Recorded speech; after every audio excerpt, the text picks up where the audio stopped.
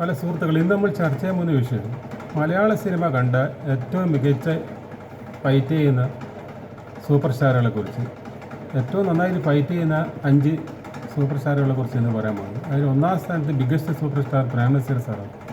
പ്രേം നസീർ സാറിനോളം സ്റ്റൈലായിട്ട് ഫൈറ്റ് ചെയ്യുന്ന ഒരു നടനും മലയാള സിനിമയിലില്ല. ഒരു പ്രത്യേക സ്റ്റൈലാണ് നസീർ സാറിൻ്റെ ഫൈറ്റ്.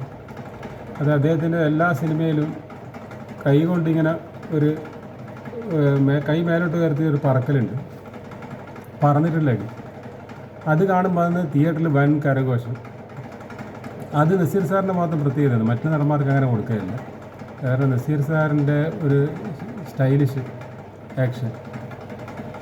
പിന്നെ അധികം ആൾക്കാരും പറയും നസീർ സാറിന് ഡ്യൂപ്പുണ്ടെന്ന്.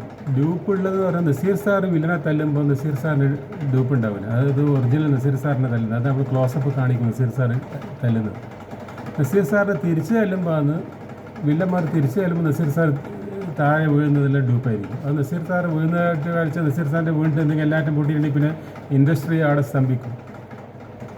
നസീർ സാറിനെ കേന്ദ്രീകരിച്ചിട്ടാണ് ഫിലിം ഇൻഡസ്ട്രി പോകുന്നത്. അപ്പോൾ നസീർ സാർ പരിക്ക് പറ്റി കഴിഞ്ഞാൽ പിന്നെ അവിടെ തകർന്ന്, പിന്നെ ഇൻഡസ്ട്രി തകർന്നു. അതുകൊണ്ട് നിർമ്മാതാക്കളും സംവിധായകരൊന്നും നസീർ സാറിന് വീഴാൻ സമ്മതിക്കില്ല.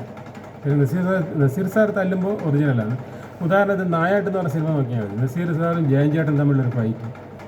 അതിൽ നസീർ സാർ ജയൻ ചേട്ടൻ തല്ലുന്നത് നസീർ സാർ തന്നെയാണ്. അത് ശരിക്കും കാണാം, ക്ലോസപ്പിൽ എടുത്ത് കാണിക്കും നസീർ സാർ തല്ലുന്നത്. അതേസമയം നസീർ സാറിന് ജയൻ തിരിച്ചു തല്ലുന്നുണ്ട്. തിരിച്ചു തല്ലുമ്പോൾ അത് നസീർ സാറല്ല, അത് നസീർ സാറിൻ്റെ വേഷം ഇട്ടിട്ട് വേറെ ഡ്യൂപ്പാണ്. അത് കാണുമ്പോൾ മനസ്സിലാവും, കുറച്ച് വലിയ ഹൈറ്റായിട്ട് നസീർ സാറിൻ്റെ അതേ ഉടുപ്പല്ലിട്ടിട്ട് തല്ലുന്നത്. പിന്നെ വീണ്ടും നസീർ സാർ ജയനെ തല്ലുമ്പോൾ നസീർ സാറായിരിക്കും. നസീർ സാറിനെ തിരിച്ചു ചെല്ലുന്ന സമയത്ത് നസീർ സാറില്ല. ആ സമയത്ത് നസീർ സാർ എവിടെയെങ്കിലും ഷൂട്ടിങ്ങിനായിട്ടും പോയിട്ടുണ്ടാവും. അവിടെ നസീർ സാർ സെറ്റിലൊന്നും ഉണ്ടാവില്ല. പകരം വേറെ ആൾ അതേപോലെ ഡ്രസ്സ് ഇട്ടിട്ട് അഭിനയിപ്പിക്കുന്നു. അത് നായാട്ടിൽ നസീർ ജയൻ തമ്മിലുള്ള ഫൈറ്റ് നോക്കിയാൽ നമുക്ക് ശരിക്കും മനസ്സിലാവും. അപ്പോൾ 1ാം സ്ഥാനം നസീർ സാറിന്. 2ാം സ്ഥാനം കൊടുക്കേണ്ടത് വിൻസെൻ്റാണ്. വിൻസെൻ്റ് നല്ല ആക്ഷനാണ്. വിൻസെൻ്റിൻ്റെ ഫൈറ്റ് അത് റിയലായിട്ട് നമുക്ക് കാണാം. തല്ല് കൊള്ളുന്നതും കൊടുക്കുന്നതും എല്ലാം വിൻസെൻ്റ് തന്നെ. പല ആക്ഷൻ ഫിലിമുണ്ട് നല്ല ഇടിവേട്ട് ഫൈറ്റുള്ള. ഒന്ന് പണ്ടത്തെ പടത്തിൽ പട്ടാളം ജാനകി, പെൺപുലി, അങ്ങനെയുള്ള കുറേ പടങ്ങളുണ്ട്. ഭയങ്കര ഫൈറ്റ്. പിന്നെ 3ാം സ്ഥാനം ജയൻ ചേട്ടനാണ്. ജയൻ ചേട്ടൻ്റെ ഫൈറ്റിന് കാണാൻ കാണുന്ന രസം ജയൻ ചേട്ടൻ്റെ സാഹസിക രംഗങ്ങളാണ്. അതായത് പിടിച്ച് തൂങ്ങുക, ക്രെയിനിൽ പിടിച്ച് തൂങ്ങൽ, ട്രെയിനിൻ്റെ മേലെ ചാടില്ല, അതെല്ലാം ജയൻ ചേട്ടൻ്റെ ഫൈറ്റ്. നസീർ സാറിൻ്റെ അത്രയും പിന്നെ വിൻസെൻറ്റിൻ്റെ അത്രയും പിന്നെ സ്റ്റൈലല്ല ജേട്ടൻ്റെ ഫൈറ്റ്. ജയൻ ചേട്ടൻ ക്യാമറ സ്റ്റാർട്ട് പറഞ്ഞ് ചാടി വീണിട്ട് എവിടെയല്ലോ അടിക്കലാണ്.